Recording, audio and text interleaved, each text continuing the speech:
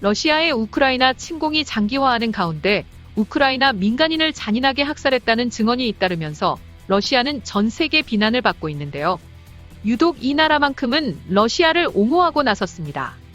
바로 중국인데요. 같은 공산국가여서이기도 하지만 그 이면에는 시진핑의 야욕이 자리 잡고 있습니다. 중국은 러시아와 서방 중 어느 편도 들지 않는다고 표방하고 있지만 내부적으로는 블라디미르 푸틴 러시아 대통령을 영웅으로 묘사하는 등 중러 관계 강화를 꾀하고 있다는 주장이 나왔습니다. 중국에서 러시아에 대한 비판 여론이 커질 경우 정치적 통제력이 약해져 올가을 예정된 시진핑 중국 국가주석의 장기 집권 확정에 악영향을 줄 수 있다는 우려 때문인 것으로 보입니다.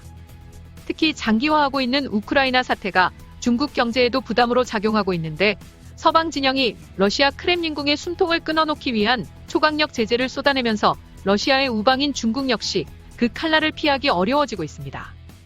우크라이나 사태 초반만 해도 러시아가 서방의 압박에 맞서기 위해 중국 기업과 거래를 늘리고 위안화 결제를 활성화하는 등 중국 의존도를 높이며 중국 경제가 반사 이익을 볼 것이라는 전망이 많았습니다. 그러나 사태가 심각해지면서 이러한 기대는 크게 꺾인 상태로 시진핑의 장기 집권 야욕에도 큰 걸림돌이 되고 있는 셈이죠. 그래서 나온 비책이란 게 결국 공산당 사상교육을 위한 영상인데요. 4일 미국 뉴욕타임스는 중국 공산당이 전국 관리들을 대상으로 101분 분량의 역사 다큐멘터리를 보고 토론하는 내부 행사를 진행하고 있다면서 이 다큐멘터리는 푸틴 대통령에 대해 러시아의 자긍심을 되살린 영웅으로 묘사하고 있다고 전했습니다. NYT에 따르면 지난해 제작된 이 다큐멘터리에는 올 2월 시작된 우크라이나 전쟁에 대한 언급은 없는데요. 그러나 러시아가 구소련에서 독립한 이웃 국가들의 움직임을 우려하는 것은 정당하다는 주장을 담고 있습니다. 또한 러시아 푸틴 대통령이 제2차 세계대전을 승리로 이끌어 위대한 전시 지도자라는 평가를 받는 스탈린의 위상을 복원시켰고 그는 러시아 국민들의 애국적 자긍심을 되살렸다고 평가하기도 했습니다. 그러면서 푸틴 대통령이 소련을 망하게 한 정치적 독소를 청소하고 있다는 분석도 덧붙였습니다.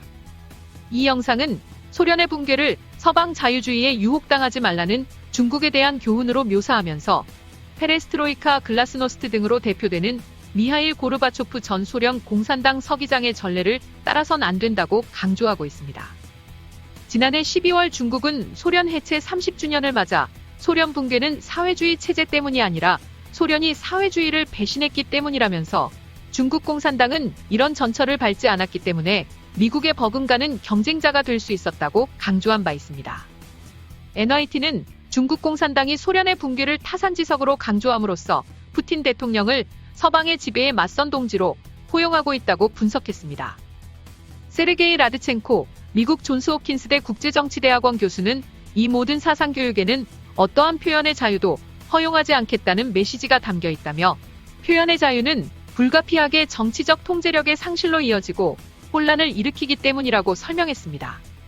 이러한 러시아 옹호 다큐가 방영된 것을 두고 코로나19 방역 과정에서 혼란과 경제성장 둔화에 직면한 시 주석이 정치적 통제력까지 상실할 경우 장기 집권에 빨간불이 켜질 수 있다는 우려가 커지고 있다는 해석이 나옵니다. 한편 중국 공산당 기관지 등 관영 매체들은 사설 등을 통해 우크라이나 사태의 장본인은 러시아의 안보를 약화시킨 미국과 나토라는 중국 지도부의 입장을 지속적으로 강조하며 여론을 조장하고 있습니다. 지금까지 시청해주셔서 감사합니다. 구독하기, 좋아요 많이 눌러주시고요. 댓글도 많이 남겨주시면 감사하겠습니다.